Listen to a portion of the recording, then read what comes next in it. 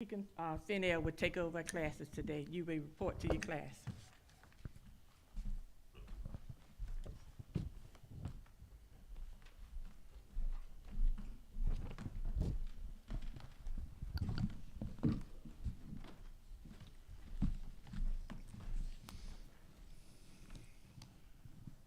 Good morning. Today we are November 26th, lesson 9. Our topic for today is do what is helpful. And I am coming out of the Adult Christian Life book. Our background scripture this morning comes from 1 Corinthians, the 8th chapter, the 10th chapter, verses 23 through 11, chapter and verse 1. There's our background and our print passage. Our key verse is, all things are lawful for me, but all things are not expedient. All things are lawful for me, but all things edify not. That's 1 Corinthians 10th chapter, verse 23.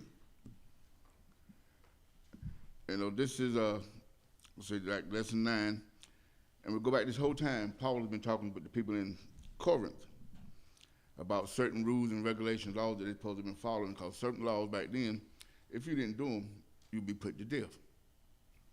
Now, Paul was trying to show them that by law is one thing what was written, but there were so many laws, but once you get into it, when Jesus died, he released all that pressure from us. But still, we don't get up and do what we want to do. So he's still going with them, where they're trying to get everything in the right order, and they misapplied the principle because of the lack of understanding. And see, that's like in the world today. We go through different phases or different sayings of scriptures in church, and like most people get just a little bit of the scripture, and they run 100 miles an hour. They don't know what came before that scripture. They ain't read what come after that scripture. So they don't really understand what's going on. So if they're going to try to tell somebody else something, they can be telling them something to send them straight to hell because they don't really understand their own self. But as we continue with this lesson, and our first outline is believers' dietary constrictions. That's coming from verse 23 through 30. Our first verse reads, all things are lawful to me, but all things are not expedient. All things are lawful for me, but all things edify not. And on the right side, all things are lawful, but not all things are beneficial. All things are lawful, but not all things build up. Now, all things are lawful, but all things are not beneficial. Whatever kind of law is, it's not going to benefit everybody. There'll be some laws that you can make, like I say, in the town of Rosehill. You got commissioners up there, and you put some laws in that book. Every so often they can redo that book. But a lot of people come and got businesses and stuff, they'll put laws in there to benefit their business and other people that have businesses and stuff. And then when it comes down to your neighborhood, if it's in a neighborhood, not a business district, people will come in, try to have beauty shops. We had that problem in Rosehill in their backyard, which is against the law. But some people, you just cannot make them shut it down until you go there and do it forcefully. So even though they're benefiting themselves, but they're going against the law of the town. And then some people got those laws. You can go in the backyard and they have certain things, they do certain things. It's okay for the town to let it go. See, it's not benefiting everybody. So everything we do is two sides. There's the right and the wrong, which is the most important thing. Because if you do wrong, you know what's going to happen to you. You know what your mom and daddy used to do to you. And God's going to do the same thing, but he's going to do it in a different way. He may not get a switch or a belt on him, but somewhere down the road, you're going to think, I shouldn't have done that, because this is what it brought upon me. You start thinking about it, you have a conscience. Verse 24, let no man seek his own, but every man another's wealth. Do not seek your own advantage, but that of the other. Now, don't mean you're supposed to go there and try to take what Donnie got, looking at his wealth, what they were supposed to take it. But you help Donnie benefit and build his wealth. That's what we're supposed to be doing. You don't go there and try to take something that belongs to somebody else. You're supposed to build up each other as we go. That's the only way we're going to get together and live in harmony. And you know, in this world, only time you're going to live in harmony when Jesus comes back. Because Donnie is one person, I'm another person. We can't see eye to eye on every little thing. But that don't mean we got to get up and have a fist fight about it. We can talk about it, or just walk away and come back later on. We think about it and maybe talk to somebody else. Somebody else might have a different perspective. Verse 25, whatsoever is sold in the shambles that eat, asking no question for conscience sake. On the right side, it said, eat whatever is sold in the meat market without raising any question on the ground of conscience. And 26, for the earth and its fullness of the Lord. On the left side, 26, for the earth is the Lord's and the fullness thereof. You know, everything on this earth God made. And nothing he didn't make that is bad. Nothing. Whatever is bad in this earth, people cause it to be bad. It's their attitude or how they misused it or misunderstood what they're supposed to be doing. But if you know about this, this is what they're talking about when they were eating the stuff out the temples that were used for sacrifices. Like I've always heard, it's supposed to be in the Bible, the scripture. You might dig it quick, probably can tell you where it's at. But it tell you that whatever you eat, as long as you bless it and pray over it, it's all right. You know, people had that subject about pork because the devil got into the swine, they went into the water to drown themselves. But if you pray over anything and you're sincere about it, God will take care of the rest. It's not for us to worry about. Yes, sir. I sure gonna eat me some right now. Yeah, that's right. You eat pork, or should you not eat pork? Something about the split hoof? I don't know. Explain that to me. That I don't know about. I never heard that before.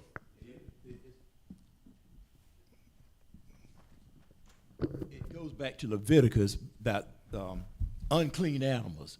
That's what they were saying, unclean animals. But as Ty pointed out, we don't live by those laws anymore, and that's a good thing because all food is good. We may not want all food, you understand that? But all food is good, and some folks choose not to eat pork, but that's their right. Some folks choose not to eat chicken, like Poon, for example. That's his right. You understand that? But in Leviticus, and I'm just so thankful, Don, and all of it, we don't have to live by those laws anymore because that was the Jewish tradition that they didn't eat pork. But we can eat it. But as I say, eat in moderation. That's anything. That's it. You know, some of us have blood pressure. We have other issues. Just eat in moderation. Don't try to eat the whole pig. Just eat some of it. Now, I'm glad he said about the moderation, because that's the one thought that comes to my mind, because they always said pork is bad for you, blood pressure and stuff like that. But after so many years ago, the doctors went and changed that. Get a pork chop. That's the other white meat. Supposed to be good for you. Now, to say steak, everybody loves a good T-bone, but say steak is bad for you. See, they're switching up now. But the main thing about it, you can go to eat your barbecue sandwich. One is good. But you get hungry up and down the road, about from here to Virginia or D.C. somewhere, here go Donnie stopping somewhere and getting him 2 or 3. And after a while, by the time you get halfway down the road, he hurting. You know, he about to bust. You overdid it. That's the only way it's going to be bad for you. You eat too much. Any other comments? Any other questions?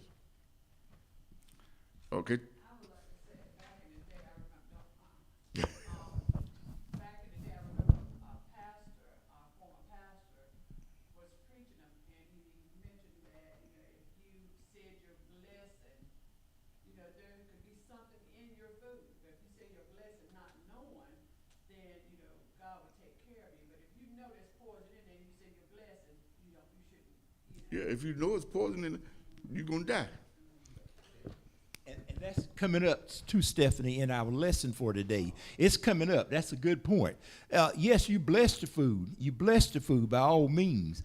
You know, somebody invites you to the house, and if there's a dish that you don't care for, as Mama used to say, you don't have to make a moderation out of it. you just pass on that dish. That's all. Just pass on it. That's the way I look at it.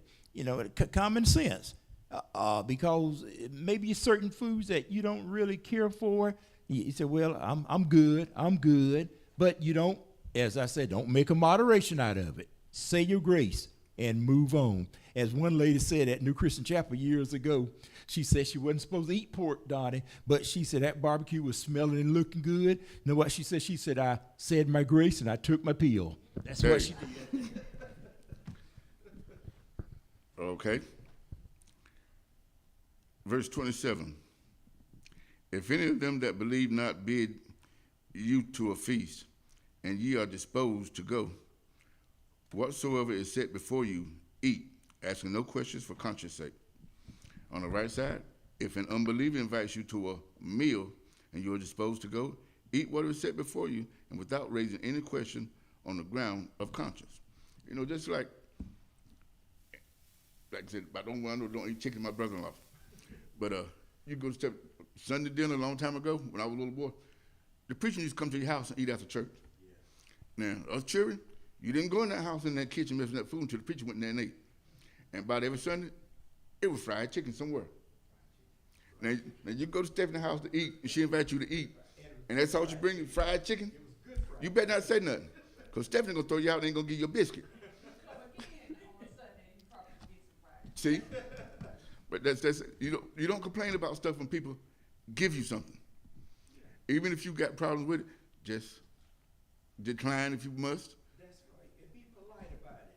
And I still say don't make a moderation out of it. Because, you know, somebody invites you and you say, well, oh, okay. Got it now. So, folks invite you, just, you don't want certain foods, just move on. And we all have different appetites. You know, our taste buds are different. But, you know, just like I think I mentioned this before, I have a good buddy who doesn't care for Chinese food. He hates it with a passion. But I want Chinese food every now and then. Every now and then I do. It's full of salt. You got to drink a gallon of water behind it. But every now and then I want Chinese food. But if we're together and I know he doesn't care for Chinese food, well, we go somewhere else. You understand that? We go somewhere else. Yeah, because there's some people, I wish you were here today. Me and Jonathan Murphy, we went to this lady's house. She was the mother of the church. And we stayed so long talking, discussing different things. And me and Jonathan talked about, what you got in the kitchen to eat? She said, I got a nab in my pocketbook. I ain't cooking nothing. So what can you say? You either get a nab or you go hungry. But we didn't, neither one of us get the nab because she had it in the pocketbook. She didn't have it so much, no way. But that's the stuff you run into. And a lot of people ain't going to cook certain days, especially if they by themselves or just two of them there. You know, they'll go out pick up something. So you can't complain. When you offer anything, don't complain. Like I said, if you don't want it, just slide it on out right easy. You don't have to get upset with them. 28. But if any man say unto you, this is offered on sacrifice unto idols, eat not for his sake that showed it, or for conscience sake, for the earth is the Lord's and the fullness thereof. On the right-hand side it says, but if someone says to you, this has been offered as a sacrifice, then do not eat it, out of consideration for the one who informed you and for the sake of conscience. Now, I mean, somebody can tell you that this was used as a sacrifice. But if you want to be polite for them, they're trying to warn you not to eat it. You can be polite to them, but it doesn't say here that that was the person that prepared it or got it there. But you go on, you look, even in the meat market where it's at, people going in. I mean, you don't go in the grocery store and ask the meat partner back there, where does chicken come from? Where does steak come from? You don't ask. But if you go back here, what should you go in there and they selling meat? Where you gonna ask where it come from for? I mean, either you're gonna get it and eat it, or you're not. If you don't want it, you got some feeling bad about it, in there to start with, you shouldn't be going in there. Because a lot of times people go in places like that and want to add something just to be starting something. Call it controversy. I mean, you've been in some stores, a lot of them have sold stuff out that have been in the store too long. And you can open it just as slick and slimy and smell all high and mighty. Now, some people go back to the meat place right nice and tell the people what they did. get it changed or try to get the money back or something. But you know, some people go right into the cash register where everybody at, and they're gonna turn the place out. Then what's that gonna cause? You might not get your money back, and you might not get nothing else to eat neither. You know, just starting trouble. But that's just the way some people are. Now, if you sit in a restaurant and I order some food or something, they bring me a plate of food, and it ain't right. And some places you look on, you see it on your cell phone anytime now, Facebook, anywhere. I know places we have been to eat, went back and see people, roaches. People that found roaches on the plate that big. Now that, if it was on my plate, somebody's gonna be in trouble. But you know, certain things that you can do and certain things you shouldn't do. 29, conscious I say, not thine own, but of the other. For why is my liberty judged on another man's conscience? On the right-hand side, I mean the other's conscience, not your own. For why should my liberty be subject to the judgment of someone else's conscience? You know, just like anyone else goes somewhere, why is somebody else going to judge what we do on their conscience? You know, we have a conscience of our own. We have good sense of our own. Just like Stephanie said, if you know there's something wrong with that food and stuff and it's going to hurt you, don't eat it. But if you go ahead and eat it and you get sick, knowing that there was something wrong with it, I don't know what to call that. Some people say it's just stupid, or you're just trying to be all high and mighty that it don't bother you and you think you're tougher than everybody else. But you got your own conscience. So don't let somebody else's conscience rule what you do or how you do things. 30, for if by grace be a partaker, why am I evil spoken of for that which I give thanks? On the right side it says, if I partake with thankfulness, why should I be denounced because of that for which I give thanks? It's like we said earlier, whatever you get and you eat, you give thanks for it. Because whatever it is, if it's something that was used there for idols and stuff, sacrifices, but yet, you look around the world today, some people don't even have that. You go to some big cities, even down in Wilmington, somewhere like that, all these stores and restaurants and people that live there, you see people pushing grocery carts, going by trash cans, getting whatever they can get to the back door of the restaurant somewhere.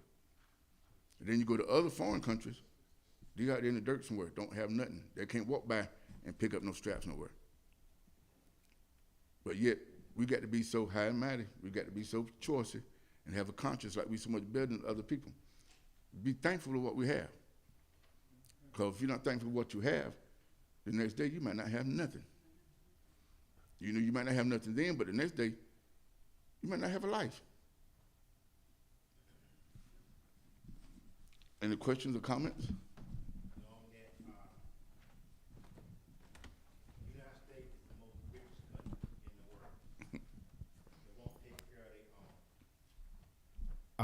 You don't realize how poor other countries are until you've been there. Yeah. When you see a child, when I went to combat Somalia, Africa, we had kids this size crawling inside a dumpster looking for food. Yeah. And we were throwing away MREs, and no kids were hungry. And if you have any kind of conscience, it would tear your heart out, inside out. So what I was doing was calling the kids over to the side and giving them a case of MREs that our guy gonna throw away. Yeah.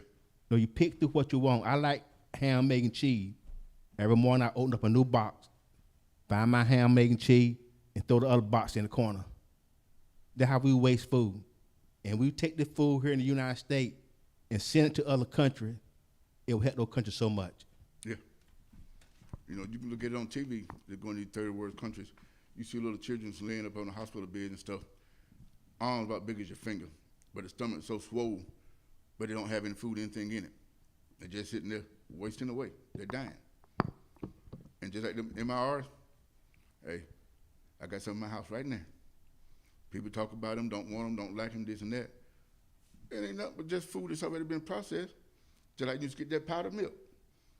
Stuff like that, instant grits. Add water to it, you got a meal. Anything, if it don't taste right, you have to add your salt, pepper, whatever, to make it, give it a little bit of flavor or something. But a lot of stuff, especially some of that stuff that was in the cans, because you don't see that much anymore. Yeah, you had a little P38, you had to open that little can up and stuff, and that was pretty good. But you go back to the store now, vine and stuff in the cans, sardines in the can, that potted meat in the can. People used to say the potted meat made out of horse meat. You didn't see them kill it to process it, so you don't know what was in it. But people are choosy when they want to be choosy. Any questions or comments? I don't know where any of y'all hear this saying, but when I was growing up, someone would offer me something other. You know, like somebody in the neighborhood would offer me something other.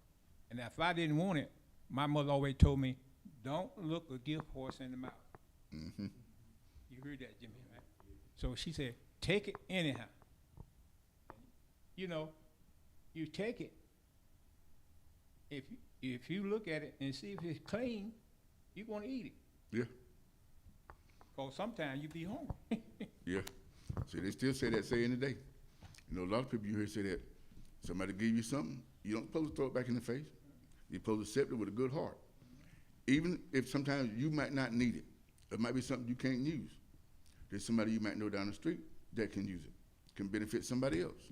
Somebody benefited you, you benefit somebody else. Any other comments or questions? Okay. Our second outline, make sure God gets the glory. That's chapter 10, verses 31 through the 11th chapter and verse 1. Make sure God gets the glory. Verse 31, whether therefore ye eat or drink, or whatsoever ye do, do all to the glory of God. On the right side it says, so whether you eat or drink, or whatever you do anything for the glory of God. So no matter what it is you're doing, you pray over your food. If you're not, you know, you think it's come somewhere wrong or somebody sacrificed it or whatever, as long as you pray over it, you bless it. You're giving God the praise. You give God the praise that you got something, whether you really want it or if you're not hungry. You know, you might take Ray somewhere. You might not be hungry. But then again, like Stephen at the cancer walk, Ray wanted some meat. All he could find was chips and naps. But yet he ate it. He ate it. You know, some places you go, you're not going to have a full course meal. It's just a little snack. But see, when you come back home, Stephanie, going over to sister's house. She got something for you to eat. So, but sometimes, you know, it's a little bit, people don't have functions and stuff to come out and bring you out, just give you a full stomach. Because you get full and get comfortable in somebody's house, you might not want to leave. So people just go give you a snack. Then you got to go somewhere else to get your full meal. But yet, be thankful for that snack. All right, 32. Give none offense, neither to the Jews nor the Gentiles, nor to the church of God. On the right-hand side, it says, give no offense to Jews or the Greeks, or to the church of God. So, you know, you can't go around blaming somebody else for what's going on. Some people do things, everybody do something different. You know, it may be good for you, may not be so good, but yet, you just can't go there and go off on them, blame them, and you sure can't blame God. Whatever God puts here, he didn't say everything was going to be easy. He didn't say everything was going to be good.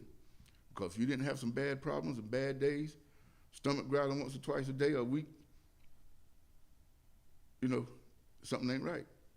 Because everything was good to you like Adam and Eve was in the Garden of Eden. They had it made, but yet they messed up and got kicked out. So you know down here, you sitting in a house, if you're making payments or you renting, you want to live up on house to house, get you some barbecue, get you some steak or something. Instead of paying your rent and your light bills, you're going to be in the dark or either outdoors. But you got to get your priorities straight. First of all, is to give thanks to God, no matter what your situation is. Because everything you go through, it ain't nothing but a test. And hopefully, when that test is done, you see how good God is to you. And that way, you can go and treat somebody else and show them. But if you haven't seen anything or been through nothing, you can't tell anybody anything because you don't know. You know, that gets me like when somebody die. Everybody come by the house and stuff. I know what you're going through. I've been through this and that. You don't know what that person doing. You don't know what they're feeling. You may have been through that experience, but yet, I can't feel what Donnie and Ray be feeling. They may react a different way than I would. So you can't tell them how they feel. You can't tell them how to feel. Just tell them, talk to God. He'll straighten it out for you. And leave it alone. 33. Even as I please all men in all things, not seeking mine own profit, but the profit of many, that they may be saved. And on the right side, just as I try to please everyone and everything, I do, not seeking my own advantage, but that of many, so that they may be saved. Just like I said earlier, you don't seek stuff more than for yourself. You try to seek stuff to help benefit other people. If somebody's down, if you're a Christian, you're supposed to help bring them up. And, you know, that's our main thing as supposed to be a Christian, is somebody else's soul. You know, we're going to go for what we want or what we think we want. If you want it, you work hard enough, you go get it. And if you can't get it, just wait a while. You know, keep praying about it. It might not come the way you want it or how you want it, or it might not be as much as you want. But if it's in God's and you're sincere about it, you'll be taken care of, regardless. Verse 11, 1 Corinthians chapter 11, verse 1. And this is what Paul is telling them. Be ye followers of me, even as I also am of Christ. On the right side it says, be imitators of me, as I am of Christ. Now see, Paul is telling them, you imitate him, but you look at him because he is like Christ. He didn't say go there and try to be Paul or do like everything that Paul does. You got to follow what Christ is, to be like Christ. That way you can help somebody else. But if I'm trying to be like Ray knows how to go out and make money, got nice cars, nice house. But yet, if I go there and try to get what Ray got, that doesn't mean I'm going to heaven. You know, if he's thankful to God for what he got, I know he is. You know, we got to be the same way. But when the devil tried to tempt Jesus, and he said, all this is yours if you bow down to me. But Jesus told him 3 times, it is written. And that's the same saying that for us, the devil is always there to tempt us. But if you read the Bible and follow God, you'll be all right. Yeah. You know, I've always heard it saying, money is evil. But everybody tell you, it's not money that's evil. It's the thoughts. It's the root. What you're going to do with that money or how you get that money. You know, they're rich people. Their preachers got jets, Rolls Royces. What congregation got? Giving him all the money. I mean, how many times do you see on these TV evangelists, whatever, that's really getting saved? You see them. I had some people come to Rose Hill Times Square one time when I was at the radio station. And somebody that went and they came back and told us, some preachers came back and told us at the radio station, they had 2 or 3 lines. If you want to get in prayer line, $5, $10, $100. That you had to pay to get in that prayer line for a certain prayer. Now, I don't know about y'all, but what kind of mess is that? Somebody going to charge you a price to pray. When you can sit down and get on your knees wherever you go in your little closet and talk to God your own self. I ain't got to go pay anybody no $100 to talk to God for me. Now, the first thing you do if you get in trouble and them people ain't there with them prayer lines, what's the first thing you do? Jesus, help me. First name you call on. Used to might be mama or daddy, but most of us ain't got no mama and daddy no more. But the first thing you do, you get in trouble, you call Jesus. That's the only one you can call that can fix anything. You know, it ain't mama and daddy praying. It ain't your brother or sister praying. It's me or you standing in need of prayer. Any questions or comments?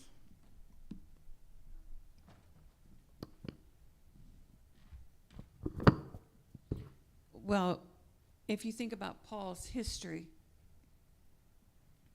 we're like Paul. before he was Paul. And then we changed. Christ changed his name to Paul, and Christ has changed us. And Paul is the example for us to follow. We're not to follow Paul, we're to follow God. We're to follow Christ through God and God through Christ. It's not Paul we're following, it's Christ. But it's the lineage. I look back at, okay, Paul was as bad as anybody else. You know, what did He's he human. do? You know, and he was just, and so as soon as he found Christ, you know, Christ changed his name to Paul, and Paul just says, Paul is trying to be the example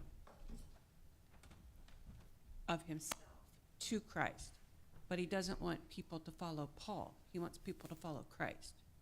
Right. It's confusing because people are going to be like, oh, I want to be just like Paul. No, I want to be just like Christ.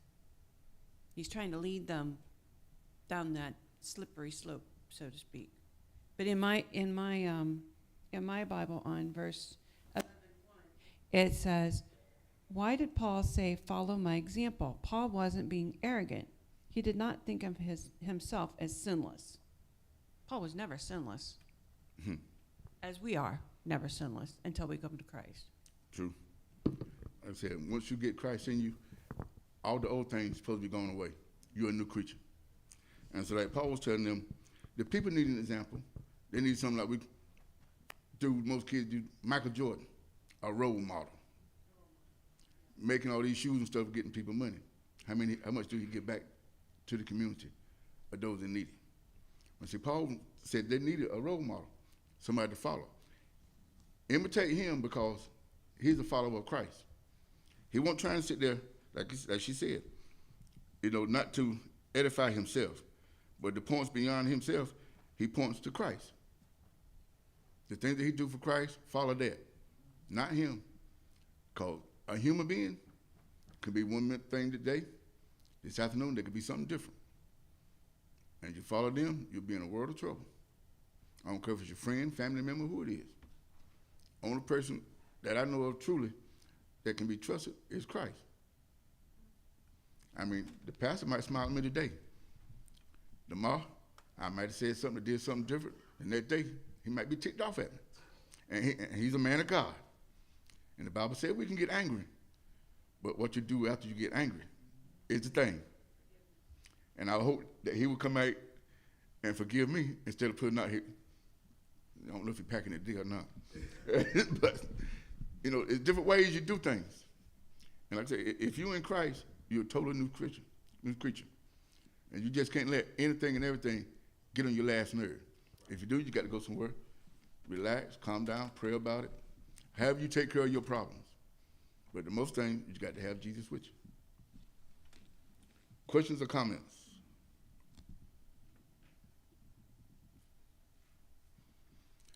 Nobody got nothing to say? Pastor.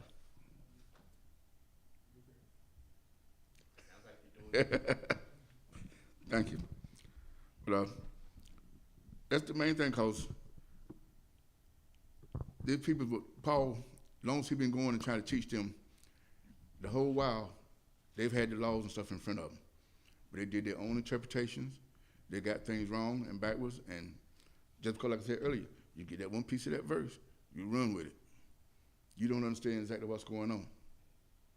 You know, and that happened with somebody yesterday, with some guys that were talking, and they used something out of the Bible, but it never did say the complete thing out of the Bible. And what they were saying completely, where they don't really understand it, because you get that one part and you go with it, and then they try to put something else in there with it that's nowhere to be found around it. So whenever you talk about Christ and doing something for Christ, make sure you know what you're doing. Make sure you know what you're talking about and who you're talking to. Well, that's the main thing. You don't want to tell nobody nothing that's going to send them straight to hell. We want everybody to be rejoicing when Jesus comes back. And that's the only time you're really going to see what's what.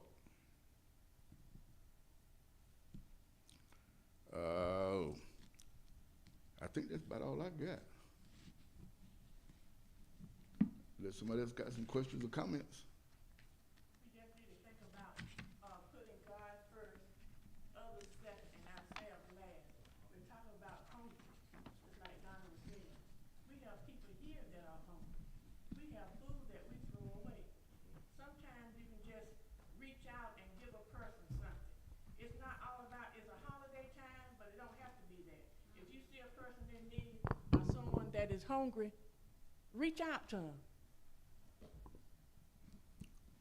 That's very true. I know some people that was in need of something. They were shy or ashamed to even ask. But once somebody else went and made a suggestion to them, it made it easier for them. And after that, I stopped by the other day, asked a young man, he's a teenager, did they need anything? He said they had plenty of food and stuff, they didn't have enough pans and stuff to put them in. Thought my wife was gonna go get her and let her go back, cut to him, his sister, and his mama. She told me to go get it. So you don't know about no pans and stuff. That's it. So I went back to the store. I got about 5 or 6 pans. The big pan, took it back to the house. That boy said, thank you, I don't know how many times before I left. You know, the daddy ain't there no more because they couldn't get along. But it's him, his sister, and his mama. And they're the age of my children. But certain things you can do. It don't have to be a lot. You don't have to dig in your pocket. Not all the time. Just sometimes people just need a word of encouragement. Just a little simple something. Might be somebody you see walk up to somebody and they're just sitting there looking with all kind of expression on their face. They might don't need nothing but a hug. Don't need to say nothing. Any comments or questions?